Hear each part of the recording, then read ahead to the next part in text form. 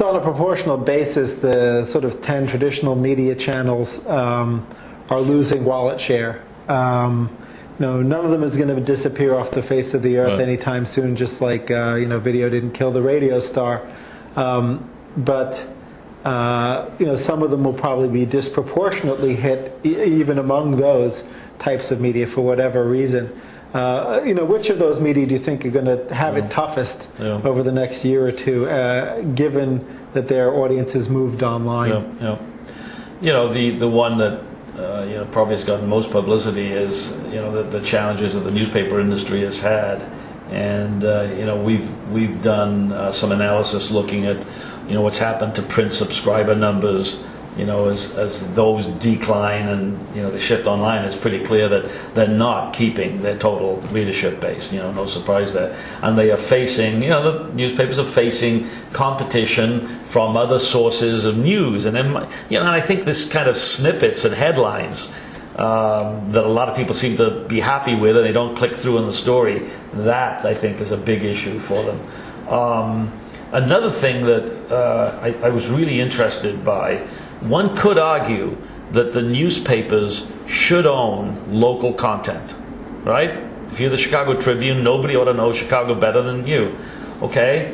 Then somebody needs to explain why ESPN opened up ESPN Local. Chicago was the first market, and in something like 6 months, their sports visitor base online is higher than either the Sun-Times Sports or the Tribune Sports. Boy, that says something about the value of the power of the ESPN brand name. So that's a really interesting thing to keep an eye on. By the way, that was without coverage of high school sports. They're just covering the pros and and college. So that was really interesting. The other thing, though, that I think is just a major shift here, when we look at how consumers are spending time online, it's pretty clear that there's a big shift to the social networks in terms of total time spent. And it's almost like, for many people, the social networks seem to be a portal now to the internet. It's affecting everything. At the same time, I think there's some big questions about the efficacy, appropriateness of advertising on social networks. And we had some stats that we showed at OMA yesterday. So the social networks now are accounting for 20% of all of the ad impressions online in the display sector, but only 3.5% of the ad dollars.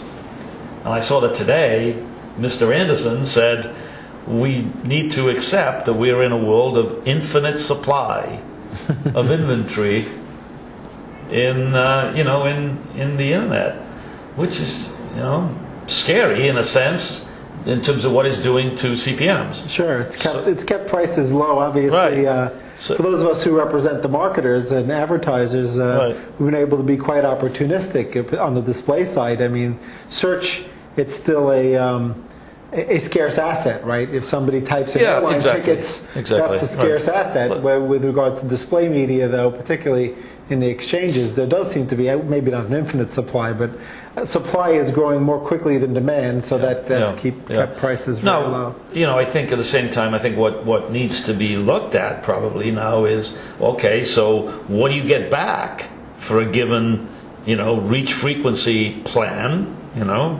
running on the social networks versus running on a branded publisher site? I mean, is it the same? Well, it's far from the same from our efforts. I mean, and that shouldn't be too much of an aha moment, really, when you think about, the level of engagement that the consumer has with social network content, which are their friends, versus an article on a newspaper site. It's a completely different content consumption event, and so one would expect perhaps a bit more banner blindness, if you will, in one consumption event versus the other.